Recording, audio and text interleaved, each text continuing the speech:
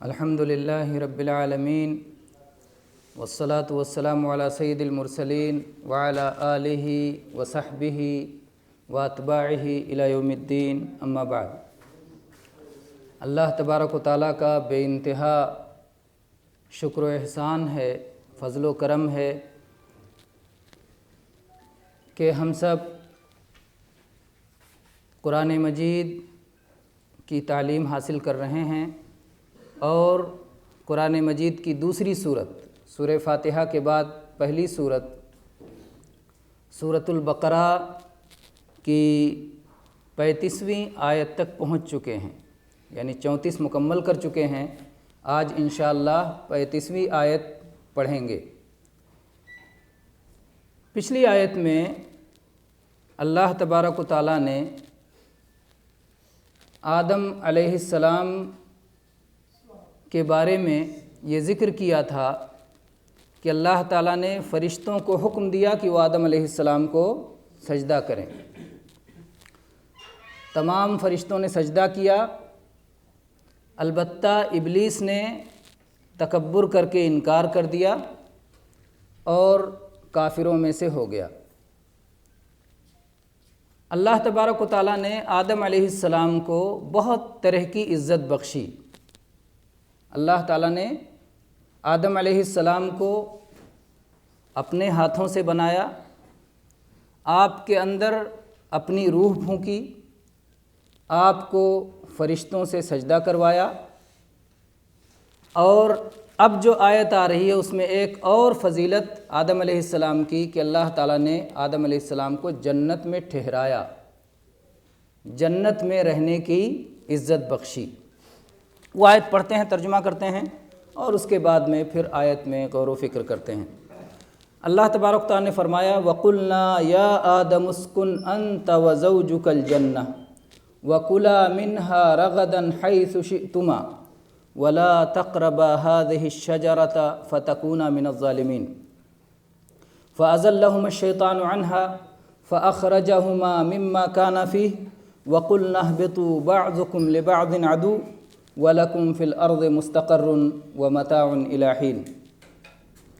اللہ تعالیٰ نے فرمایا اور ہم نے کہا کہ اے آدم ٹھہرو تم اور تمہارا جوڑا جنت میں، اور تم دونوں کھاؤ مزے سے بلا روک ٹوک جہاں سے بھی چاہو، اور تم دونوں قریب مت جانا اس درخت کے ورنہ ظالم ہو جاؤ گے۔ تو شیطان نے ان دونوں کو غلطی میں ڈال دیا اور ان دونوں کو نکال دیا یا نکلوا دیا وہاں سے جہاں کی وہ دونوں تھے۔ اور اللہ تعالیٰ فرماتا ہے اور ہم نے کہا کہ یہاں سے اتر جاؤ، تم میں سے ایک دوسرے کا دشمن ہے، اور تمہارے لیے زمین کے اندر ایک مقررہ وقت تک ٹھہرنا ہے اور فائدہ اٹھانا ہے۔ یہ رہیں دو آیتیں۔ اللہ تعالیٰ نے فرمایا وَقُلْنَا يَا آدَمُ اسْكُنْ أَنْتَ وَزَوْجُكَ الْجَنَّةَ، اور ہم نے کہا۔ اللہ تبارک و تعالیٰ اکیلا ہے لیکن کہتا ہے ہم نے کہا۔ یہ تعظیم کے لیے ہوتا ہے۔ بادشاہ جب کوئی فرمان جاری کرتا ہے تو اسی طرح تعظیم والا انداز اختیار کرتا ہے۔ ہم یہ حکم جاری کرتے ہیں، ہم یہ فرمان جاری کرتے ہیں۔ اس میں یہ نہیں کہ اللہ اکیلا ہے تو ہم کیسے کہہ دیا، تعظیم کے لیے۔ لیکن جہاں توحید کا بیان ہوتا ہے وہاں اللہ تعالیٰ اکیلے کا ہی صیغہ استعمال کرتا ہے۔ جیسے اللہ تعالیٰ نے فرمایا اننی انا اللہ لا الہ الا انا فاعبدنی، میں ہی اللہ ہوں۔ اننی انا اللہ، وہاں یہ نہیں کہا ہم اللہ ہیں، کہا میں ہی اللہ ہوں، میرے سوا کوئی بھی عبادت کے لائق نہیں ہے، میری ہی عبادت کرو۔ تو وہاں اللہ نے ایک کا صیغہ استعمال کیا، لیکن یہاں تعظیم بتانے کے لیے اللہ نے کہا ہم نے کہا۔ ہم نے کیا کہا؟ یا آدم اسکن انت وزوجک الجنہ، اے آدم ٹھہرو آپ اور آپ کا جوڑا جنت میں۔ اللہ تعالیٰ نے آدم علیہ السلام کو نام لے کے پکارا، یہ شرف اور عزت کی بات ہے۔ کوئی بڑا جب کسی کو نام لے کے پکارتا ہے تو یہ اس کے لیے عزت افزائی ہے، اللہ نے ان کو یہ بھی عزت دی، نام لے کے پکارا، اور اس کے بعد کہا ٹھہر جاؤ، اسکن، سکونت اختیار کرو، ٹھہرو، آپ بھی ٹھہرو، آپ کا جوڑا بھی ٹھہرے۔ یہ نہیں کہا کہ بس جاؤ، ٹھہرنے کے لیے کہا تھا۔ جب ہم کسی کو کہیں ٹھہراتے ہیں تو اس کو باقاعدہ مالک نہیں بنا دیتے کہ اب یہیں رہنا ہے، گویا اس میں اشارہ تھا کہ کچھ دن کے لیے آپ ٹھہریں گے پھر یہاں سے جانا ہے۔ تو اللہ نے کہا ٹھہر جاؤ، اور اکیلے نہیں ٹھہرو، ٹھہرنے میں تو مزہ جب ہے جب جوڑا ساتھ ہو۔ تو اللہ نے کہا اسکن انت و زوجک، آپ بھی ٹھہرو، آپ کا جوڑا بھی ٹھہرے۔ آدم علیہ السلام کو اللہ تعالیٰ نے اس طرح ان کی نعمت مکمل کی۔ آدمی جب تک اکیلا ہے تب تک ادھورا ہے، جب شادی ہو جاتی ہے اللہ تعالیٰ اسے پورا کر دیتا ہے اور نعمت تمام ہو جاتی ہے۔ چنانچہ نبی کریم صلی اللہ علیہ وسلم نے فرمایا کہ جو شخص نکاح کر لے، شادی کر لے، تو اس نے اپنا آدھا دین پورا کر لیا، اور بقیہ آدھے میں اللہ سے ڈرے، اور گویا جب تک نکاح نہیں ہوا ہے آدھا دین ابھی باقی ہے۔ آپ اس کو یہاں سے غور کریں کہ اللہ کے نبی صلی اللہ علیہ وسلم نے فرمایا ہے کون ہے جو مجھے گارنٹی دے گا دو چیزوں کی، من یضمن لی ما بین لحییہ و ما بین فخذیہ اضمن لہ الجنہ، کون ہے جو مجھے دو چیزوں کی گارنٹی دے دے، ضمانت دے دے، میں اسے جنت کی ضمانت دیتا ہوں۔ دو جبڑوں کے درمیان جو زبان ہے اس کی گارنٹی دے دو، اور دو رانوں کے درمیان جو شرمگاہ ہے اس کی ضمانت دے دو، جنت کی ضمانت ہے۔ تو جب شادی ہو جاتی ہے تو دو رانوں کے درمیان جو شرمگاہ ہے اس کی حفاظت کا بندوبست ہو جاتا ہے، تو آدھا دین ہو گیا۔ اب زبان باقی رہتی ہے کہ اس کی حفاظت کرو اور دین مکمل کر لو۔ اللہ تعالیٰ نے آدم علیہ السلام کو، جو کہ پہلے انسان ہیں اور پہلے نبی ہیں، اور اللہ نے ان کو اتنی عزت دی، ان کو جنت میں رکھا تو جوڑے کے ساتھ رکھا، ان کا نکاح کروا کے رکھا۔ اس سے معلوم ہوتا ہے کہ نکاح کرنا یہ شرف کی بات ہے۔ بہت سارے مذاہب میں، بہت سارے ادیان میں کیا سمجھتے ہیں کہ جو نکاح نہ کرے وہ بڑا نیک ہے، وہ بڑا ارے اتنے بزرگ نکاح نہیں کیا اور اتنے پہنچے ہوئے کہ بلا نکاح زندگی گزار دی۔ نہیں، یہ ہمارے یہاں پہنچے ہوئے نہیں ہیں۔ یہ انبیاء کی سنت ہے کہ انبیاء کرام شادی کرتے ہیں، اور نہ صرف ایک شادی بلکہ ایک سے زیادہ شادیاں کرتے ہیں۔ اللہ تعالیٰ نے نبیوں کے بارے میں قرآن پاک میں جب ذکر کیا تو اس میں اللہ نے فرمایا وَجَعَلْنَا لَهُمْ أَزْوَاجًا وَذُرِّيَّةً، ہم نے انبیاء بھیجے اور ہم نے ان کی بیویاں بھی بنائیں، اولاد بھی بنائے۔ تو آدم علیہ السلام کو اللہ نے جب پیدا کیا، عزت دی، دنیا میں زمین پہ بھیجنے سے پہلے جنت ہی میں اللہ نے ان کی شادی کروا دی اور ان کو جوڑا مہیا کر دیا۔ تو جوڑے کے ساتھ رہنا یہ کمال ہے، یہ نقص نہیں ہے، یہ عیب نہیں ہے، بلکہ شادی کے بغیر زندگی گزارنا یہ ہمارے دین میں عیب ہے۔ اور چنانچہ عبداللہ ابن عباس رضی اللہ عنہ غالباً کہتے ہیں افضل هذه الامہ اکثرها نساء، اس امت میں سب سے زیادہ فضیلت رکھنے والے وہ تھے جن کے پاس سب سے زیادہ بیویاں تھیں۔ وہ کون ہیں؟ محمد الرسول اللہ صلی اللہ علیہ وسلم۔ اتنی بیویاں آپ کوئی بیک وقت نہیں رکھ سکتا۔ تو اس لیے شادی کرنا، بہت سارے لوگ سمجھتے ہیں کہ شادی ایک قسم کی گندگی ہے، ایک قسم کی نجاست ہے۔ یہ اسلامی تصور نہیں ہے۔ اسلامی تصور یہ ہے کہ شادی ہونی چاہیے، اور شادی کے ذریعے پھر آگے نسل چلتی ہے۔ اگر یہ سلسلہ ہی ختم ہو جائے، شادی کی خواہش ختم ہو جائے، شادی کرنا لوگ چھوڑ دیں، تو آگے انسان کیسے باقی رہیں گے؟ دنیا مٹ جائے گی۔ اس لیے اس سے ہمیں یہ فائدہ بھی ملتا ہے کہ انسان کو شادی کے لائق ہوتے ہی شادی کر لینا چاہیے۔ وَقُلْنَا يَا آدَمُ اسْكُنْ، اے آدم ٹھہر جاؤ، انت و زوجک، آپ بھی اور آپ کا جوڑا بھی، الجنہ، جنت میں ٹھہرو۔ یہ جوڑا کون تھا؟ ان کا نام کیا تھا؟ کیسے پیدا ہوئی؟ ان کا نام تھا حوا۔ قرآن پاک میں کہیں یہ نام آیا ہے؟ نہیں آیا ہے قرآن پاک میں۔ قرآن پاک میں صرف آدم علیہ السلام کا نام آیا ہے، حوا علیہ السلام کا نام قرآن پاک میں نہیں آیا۔ آپ یہاں سے انشاءاللہ کوئی بات لے کے جائیں گے تو سچی بات لے کے جائیں گے، دلیل کے ساتھ لے کے جائیں گے۔ اسلامک سینٹروں کا یہ امتیاز ہے، اور سلفی منہج کا، اہل حدیث طریقے کا یہ امتیاز ہے کہ جو بات کہتے ہیں دلائل کے ساتھ کہتے ہیں، اور مضبوط دلائل کے ساتھ کہتے ہیں۔ حوا علیہ السلام کا نام قرآن پاک میں نہیں ہے، لیکن صحیح احادیث میں موجود ہے، صحیح بخاری میں موجود ہے۔ چنانچہ جناب محمد رسول اللہ صلی اللہ علیہ وسلم نے ارشاد فرمایا، لولا بنو اسرائیل لم یخنز اللحم ولولا حوا لم تخن انثى زوجها۔ لولا بنو اسرائیل، اگر بنو اسرائیل نہ ہوتے، لم یخنز اللحم، تو گوشت کبھی باسی نہیں ہوتا، گوشت کبھی بدبودار نہیں ہوتا، گوشت کبھی خراب نہیں ہوتا۔ یہ کیا مسئلہ ہوا؟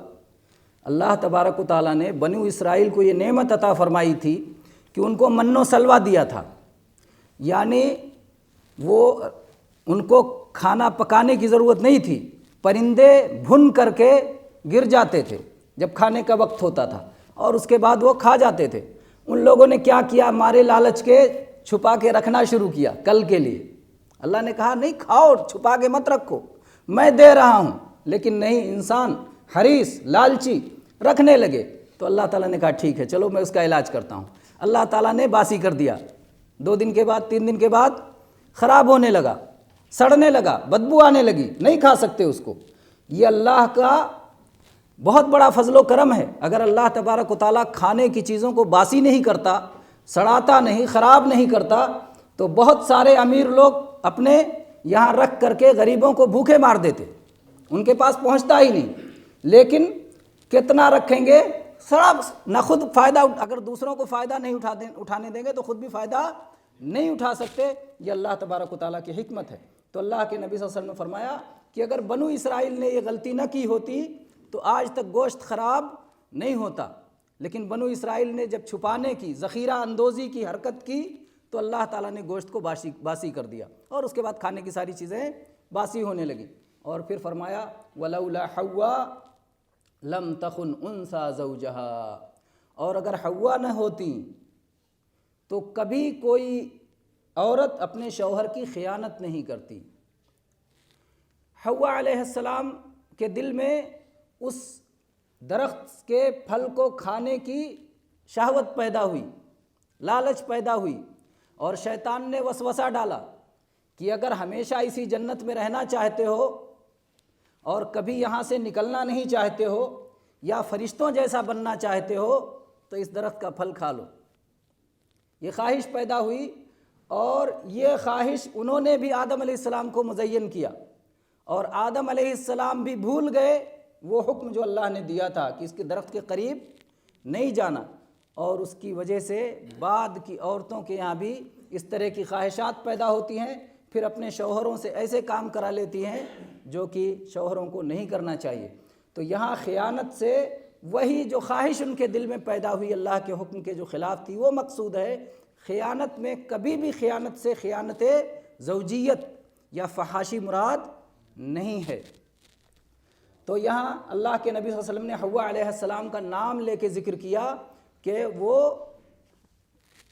جو ہے اگر نہ ہوتی تو اس کے بعد یہ صورت پیدا نہ ہوتی۔ تو حوا کا نام صحیح حدیث میں، صحیح بخاری میں ذکر آیا ہے۔ اب اس کے بعد لیتے ہیں کہ ان کی پیدائش کیسے ہوئی۔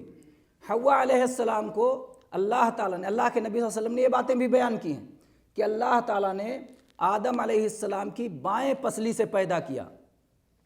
بعض صحابہ کا بیان ہے کہ جیسے کھجور کی گٹھلی سے کونپل نکلتی ہے، ویسے آدم علیہ السلام سے حوا علیہ السلام نکلی، اور نکل کے اس کے بعد باہر آ گئی۔ اس کے بعد بہت ساری تفصیلی روایات ہیں، ہم اس میں نہیں جاتے، لیکن جو اتنا صحیح ثابت ہے کہ بائیں پسلی سے اللہ تعالیٰ نے انہیں پیدا کیا، یہ جو ہے چیز ثابت ہے۔ بائیں پسلی سے اللہ تعالیٰ نے پیدا کیا تو یہ کس کی بیٹی ہوئیں؟ اللہ تعالیٰ نے آدم علیہ السلام کا جوڑا بنایا، انہی سے شادی کی، اور وہ انہی کے جسم سے نکلی تھیں۔ آدم علیہ السلام کی بیٹی اگر کہہ لیتے ہیں تو اللہ تبارک و تعالیٰ، شریعت اللہ کے ہاتھ میں، جب چاہے بیٹی سے نکاح جائز کرے، جب چاہے بہن سے نکاح جائز کرے، جب چاہے حرام کرے، یہ اللہ کا شریعت اللہ کی ہے۔ تو اللہ تعالیٰ نے آدم علیہ السلام کو اس عورت سے نکاح کی اجازت دی جو خود انہی کے جسم سے نکلی تھی۔ یہ اللہ کا نظام ہے، اللہ کی دنیا ہے، اللہ کی کائنات ہے۔ اور اس کے بعد میں اب اس جوڑے سے جو بیٹے بیٹیاں پیدا ہوتے تھے، ظاہر بات ہے وہ بھائی بہن ہوتے تھے، اللہ نے ان کو اجازت دی، تو یہ تو اللہ کی شریعت ہے۔ تو اس لیے شرع بنانا، قانون بنانا، یہ اللہ تبارک و تعالیٰ کا اختیار ہے، وہ جیسا چاہے کرے، اور اللہ تعالیٰ نے ایسا کیا، دوسروں کو یہ حق نہیں ہے۔ اور ہماری شریعت میں محمد الرسول اللہ صلی اللہ علیہ وسلم جو آخری نبی بن کے آئے، آپ کے یہاں یہ جائز نہیں ہے، اللہ نے شریعت اس پر مکمل کر دیا آخری دین میں۔ بہر اللہ تعالیٰ نے اللہ کے نبی صلی اللہ علیہ وسلم نے فرمایا کہ حوا علیہ السلام یہ یا عورتیں یا پہلی عورت، اللہ تعالیٰ نے قرآن پاک میں بھی اس کا ذکر کیا ہے، یا ایھا الناس اتقوا ربکم الذی خلقکم من نفس واحدہ وخلق منہا زوجہا، اے لوگو اس اللہ سے ڈرو، اس اللہ کے عذاب سے بچنے کی کوشش کرو جس نے تم کو ایک جان سے پیدا کیا ہے، اور وہ ہیں آدم علیہ السلام، اور انہی سے ان کا جوڑا بنایا، ان کی پسلی سے، بائیں پسلی سے ان کا جوڑا حوا علیہ السلام کو بنایا۔ اللہ کے نبی صلی اللہ علیہ وسلم نے فرمایا کہ پسلی یہ ٹیڑھی ہوتی ہے، اگر اس ٹیڑھی پسلی کو سیدھا کرنے جاؤ گے تو توڑ دو گے، اور اگر ٹیڑھا رہتے ہوئے فائدہ اٹھاتے رہو گے تو فائدہ اٹھاتے رہو گے، اور توڑنے کا مطلب یہ ہے کہ طلاق ہو جائے گی۔ تو بیوی ٹیڑھی پسلی سے پیدا ہوئی ہے اور ٹیڑھا پن اس کے اندر رہے گا، اسی لیے اللہ کے نبی کریم صلی اللہ علیہ وسلم نے عورتوں کے بارے میں یہ بھی فرمایا ہے کہ اگر زندگی بھر کسی کے ساتھ نیکی و بھلائی کرتے رہو، احسانات کرتے رہو، ایک دن تھوڑی سی چوک ہو گئی تو کہیں گے تمہارے ساتھ کبھی مجھے آرام ملا ہی نہیں، زندگی میں تم سے کبھی کوئی بھلائی ملی ہی نہیں۔ اللہ کے نبی صلی اللہ علیہ وسلم نے اسی لیے فرمایا کہ جہنم میں سب سے بڑی تعداد کس کی ہوگی؟ عورتوں کی۔ اللہ کے نبی سے پوچھا گیا کہ اللہ کے نبی کیوں؟ فرمایا کیونکہ یہ ناشکری کرتی ہیں۔ کہا کس کی ناشکری؟ اللہ کی؟ کہا نہیں، شوہروں کی ناشکری کرتی ہیں۔ اللہ تبارک و تعالیٰ نے شوہروں کا درجہ بڑا بنایا ہے، ان کو گھر میں باس بنایا ہے، ان کو گھر کا بڑا ذمہ دار بنایا ہے، ان کے فیصلے پر باقی سب کو چلنا چاہیے، اس میں کوئی کمی نہیں ہے، اس لیے کہ وہی خرچ کرتے ہیں۔ اللہ نے ان کو ویسی بھی فضیلت دی ہے، ان کی بناوٹ میں، ان کی طاقت میں، ان کی جسمانی ساخت میں، ان کی ذہنی ساخت میں، بہت ساری چیزوں میں اللہ نے ان کو برتر بنایا ہے مرد کو، اور مرد خرچ بھی کرتے ہیں، اسی لیے مرد یہ گھر کا قوام اور گھر میں فیصلے لینے والا اور گھر کو اپنی مرضی کے حساب سے چلانے والا ہوتا ہے۔ عورت کو اس کی اطاعت کرنی چاہیے، اس کی بات ماننی چاہیے۔ بہرحال تو یہ ان کی طبیعت میں اللہ نے رکھا ہے، اور ان کا حسن اسی ٹیڑھا ہونے میں ہے، روٹھتے ہیں اور مناتے ہیں، غصہ ہوتے ہیں اور مناتے ہیں، اسی میں ان کا حسن ہے، یہ کوئی بری چیز نہیں ہے۔ اگر وہ بالکل سیدھی ہو جائے تو زندگی کا مزہ ختم ہو جائے گا۔ ہارون رشید بہت مشہور بادشاہ گزرے ہیں، ہارون رشید بہت مشہور بادشاہ گزرے ہیں، 1 سال حج میں جاتے تھے اور 1 سال جہاد میں رہتے تھے۔ ہارون رشید کے بارے میں تاریخ میں یہ بات ذکر ہے کہ ان کی بیوی زبیدہ، وہ بھی بہت نیک خاتون تھی۔ زبیدہ، ہارون رشید کے پاس مال آیا تو انہوں نے زبیدہ کو 2 لاکھ اشرفیاں، پہلے تو اشرفی ہوتی تھی نا سونے کے سکے، 2 لاکھ اشرفیاں زبیدہ کو دیا کہ یہ لو زبیدہ تم اپنے حساب سے اسے خرچ کرو۔ رات کو دیا، اور صبح ہوئی کسی بات پہ زبیدہ ناراض ہو گئی اور کہا تمہارے ساتھ تو مجھے کبھی آرام ملا ہی نہیں، تم نے کبھی کچھ نہیں دیا، کچھ نہیں کیا۔ تو ہنس پڑے ہارون رشید۔ کہا اس پر ہنسنے کیا بات ہے؟ کہا کہ نہیں، نبی صلی اللہ علیہ وسلم کی حدیث یاد آ گئی، ابھی کل میں نے جو 2 لاکھ دیا تھا وہ کیا ہوا۔ بہرحال تو کہنا یہ ہے کہ عورت کے ساتھ آدمی زندگی بھر احسان کرے، ایک دن ہو جائے گا تو اس طرح کی ناشکری پر اتر آتی ہیں۔ اس لیے عورتوں کو زیادہ سے زیادہ اللہ سے توبہ استغفار کرنا چاہیے اور اپنی اس عادت کی اصلاح کرنی چاہیے، یہ ان کی طبیعت میں ہے۔ اللہ نے فرمایا وَقُلْنَا يَا آدَمُ اسْكُنْ أَنْتَ وَزَوْجُكَ الْجَنَّةَ، یہ ٹیڑھی ہونے کے باوجود انسان کو ان کی ضرورت ہے۔ آدم علیہ السلام جب تنہا تھے تو ان کی دل نہیں لگ رہا تھا، ان کو احساس ہو رہا تھا کچھ چاہیے، اور اللہ تعالیٰ نے ان کی بیوی دے کر کے اس احساس کو ختم کر دیا، اور ان پر اپنے انعام کو اللہ نے مکمل کر دیا۔ ٹھہرو، آپ ٹھہرو اور آپ کی بیوی ٹھہرے جنت میں۔ یہ کون سی جنت تھی؟ جنت کے معنی عربی میں باغیچہ ہوتا ہے، اور جنت ہم اس جنت کو بھی مانتے ہیں جہاں مرنے کے بعد پہنچیں گے۔ جنت کا نام جنت کیوں پڑا؟ ایسے باغیچہ کو کہتے ہیں کہ جو اتنا گھنا ہو کہ گھنا ہونے کی وجہ سے اس کی زمین چھپ جائے یا اس کے اندر جانے والا انسان چھپ جائے۔ عربی میں کہتے ہیں جیم نون نون، 3 حروف جس لفظ میں آ جائیں اس میں چھپنے کا معنی پایا جاتا ہے۔ جیسے کہتے ہیں جنات جو ہماری آنکھوں سے چھپے ہوئے ہیں، پیٹ میں جو بچہ ہوتا ہے اس کو کہتے ہیں جنین، اسی طرح سے عقل، جس کی عقل پہ پردہ پڑ جائے اس کو کہتے ہیں مجنون، جنون اس عمل کو کہتے ہیں۔ تو اس طرح سے جنت وہ باغ کہ اتنا گھنا ہو کہ اس میں کوئی شخص جائے تو چھپ جائے، اس کی زمین چھپ جائے، اس کو کہتے ہیں۔ لیکن شریعت میں جب ہم جنت بولتے ہیں تو وہی جنت سمجھ میں آتا ہے جس جنت کو اللہ تبارک و تعالیٰ نے متقیوں کا گھر بنایا ہے، ایمان والوں کا گھر بنایا ہے، ایمان والوں کا انعام بنایا ہے، جو جہنم کے مقابلے میں ہے۔ جہاں کفار جہنم میں جائیں گے تو اہل ایمان جنت میں جائیں گے۔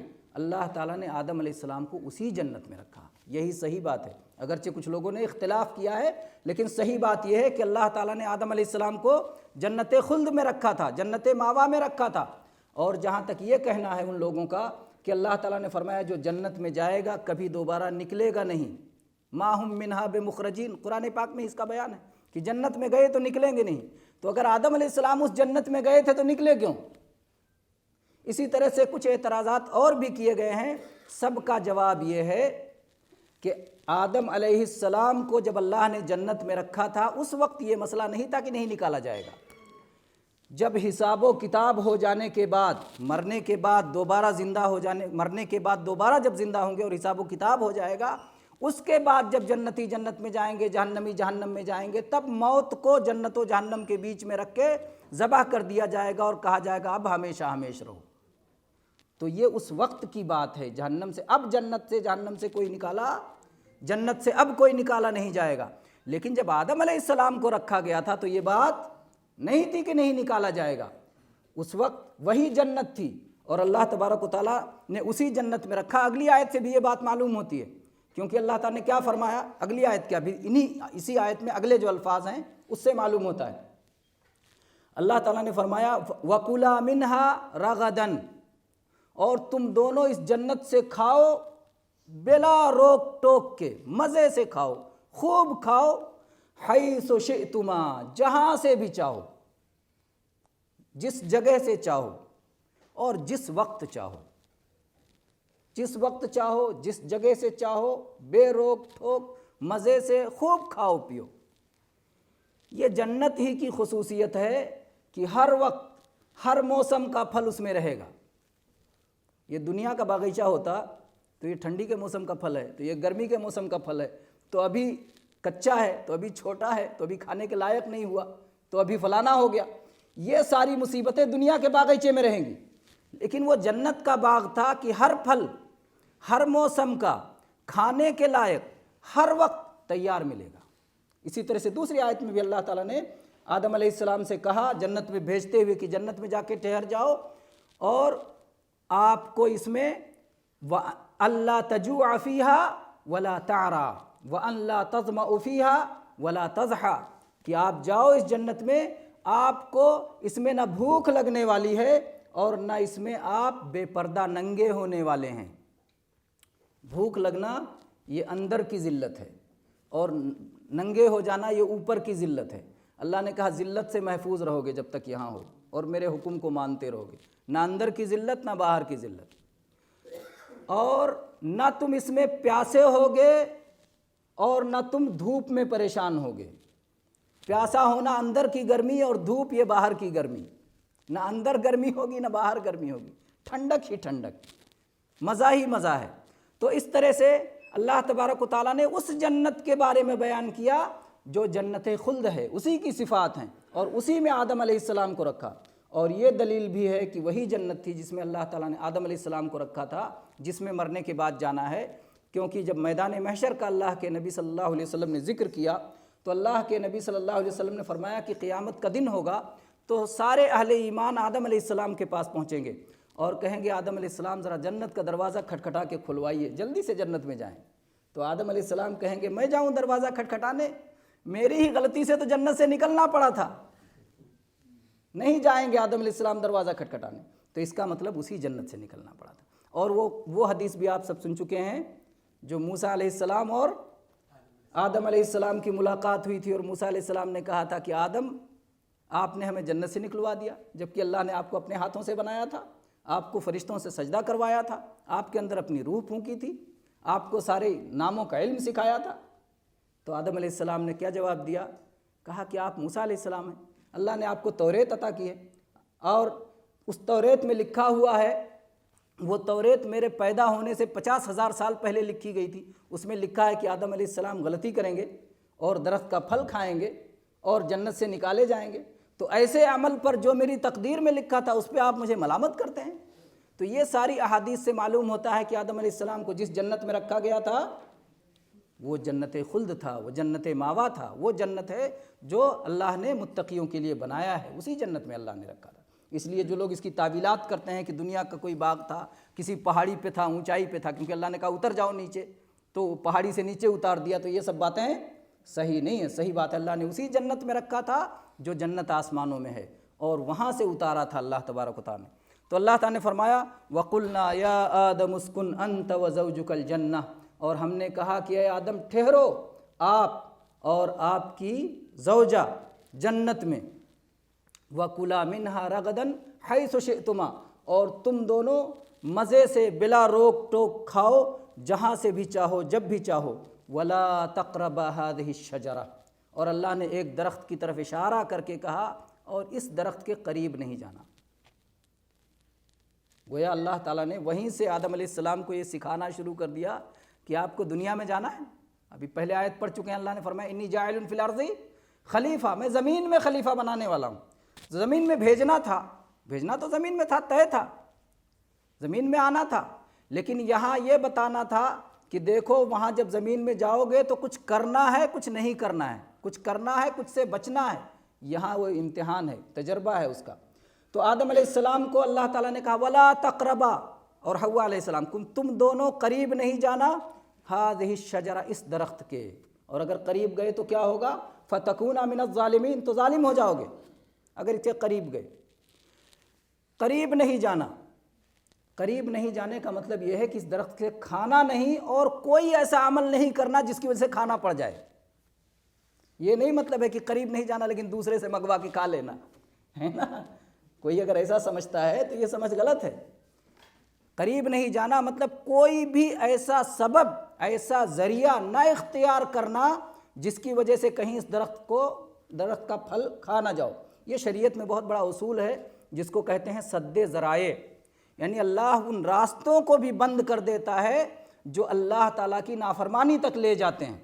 تو چونکہ اگر آدمی اس درخت کے قریب جائے گا جس درخت کا پھل کھانا ہے تو قریب جانے سے لالچ بڑھے گی، قریب جانے سے جو ہے غفلت چھانے کی بنا پر غلطی ہونے کا امکان اور نافرمانی ہونے کا امکان زیادہ ہے، تو اللہ نے ذریعہ ہی بند کر دیا. تو جو بھی حرام چیزیں ہوتی ہیں اللہ ان کے راستے بھی بند کر دیتا ہے. جیسے اللہ نے فرمایا وَلَا تَقْرَبُوا الزِّنَا، زنا کے قریب نہ جاؤ. وہ سارے راستے جو زنا تک پہنچاتے ہیں اللہ نے ان کو بند کر دیا. کہاں سے شروع ہوتا ہے؟ نگاہوں سے شروع ہوتا ہے. اللہ نے فرمایا قُلْ لِلْمُؤْمِنِينَ يَغُضُّوا مِنْ أَبْصَارِهِمْ، ایمان والے مردوں سے، ایمان والی عورتوں سے سب سے کہہ دو، اعلان کر دو کہ اپنی نگاہوں کو پست رکھیں.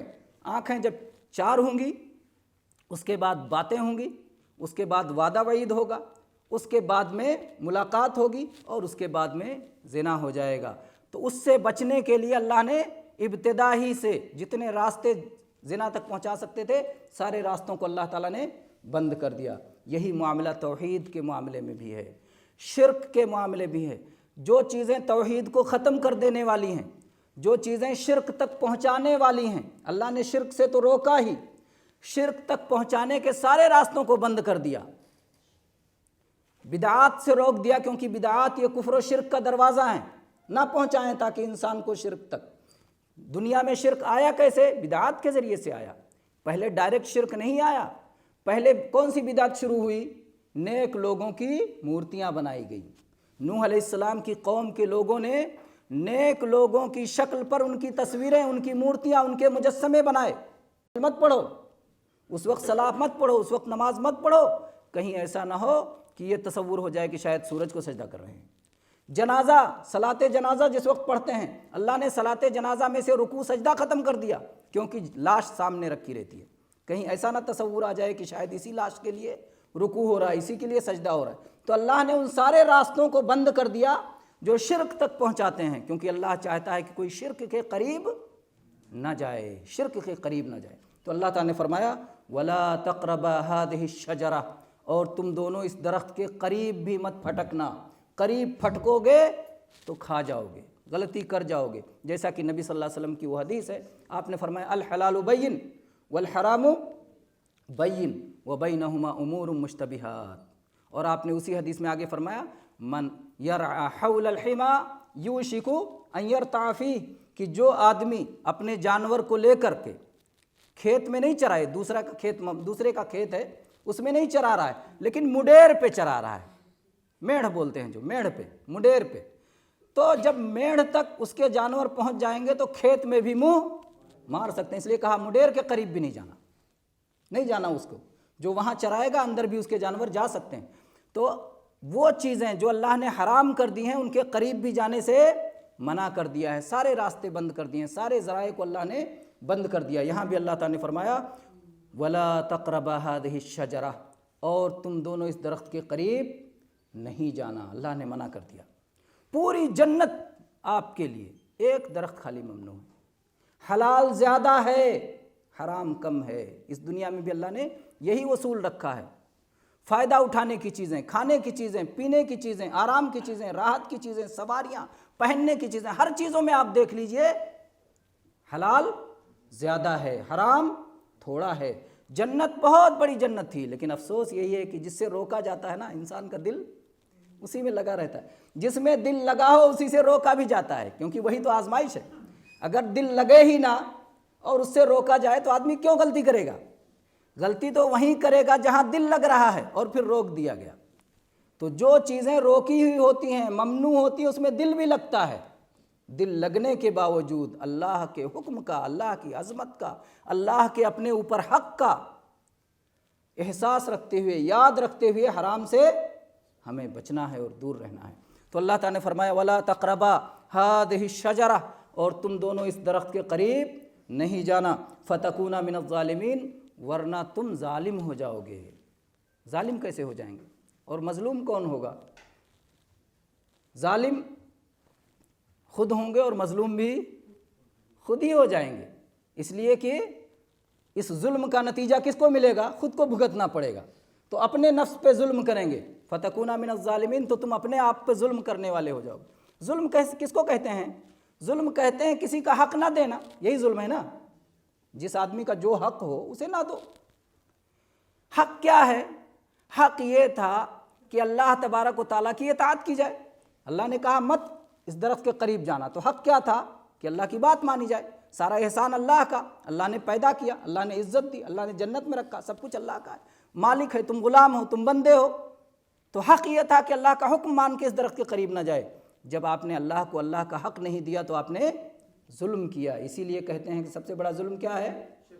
ان الشرک لظلم عظیم، شرک سب سے بڑا ظلم ہے کہ اللہ تبارک و تعالیٰ کا حق ہے عبادت، جس میں کوئی ذرہ برابر اس کا شریک اور ساجی نہیں ہے۔ جب بندہ اس کو عبادت کا حق اس کو نہ دے کر کے کسی اور کو دے دیتا ہے تو سب سے بڑا ظالم ہوتا ہے۔ تو اللہ نے یہاں کہا ظالم ہو جاؤ گے، یہاں ظلم سے مراد شرک نہیں ہے، بلکہ شرک سے کمتر کیا ہے؟ معصیت، نافرمانی، جو اپنے آپ پہ ظلم ہے۔ اسی لیے کہتے ہیں کہ المعصیہ من الظلم، نافرمانی یہ ظلم ہے اور یہ اپنے اوپر ظلم ہے۔ اللہ کا حق بھی جو ہے نہیں کیا۔ اپنا حق کیا تھا؟ اپنا حق یہ تھا کہ اللہ کی اطاعت کر کے اپنے آپ کو جنت میں لے جاؤ، تاکہ اپنے آپ کو آرام پہنچاؤ، اور جب نافرمانی کرو گے تو اپنے آپ کو سزا بھگتو گے، اپنے آپ کو تکلیف پہنچاؤ گے، تو گویا اپنے آپ پر بھی اس طرح سے ظلم ہوا۔ تو اللہ نے کہا وَلَا تَقْرَبَا هَٰذِهِ الشَّجَرَةَ فَتَكُونَا مِنَ الظَّالِمِينَ، اور تم دونوں اس درخت کے قریب نہیں جانا ورنہ ظالم ہو جاؤ گے۔ پھر کیا ہوا؟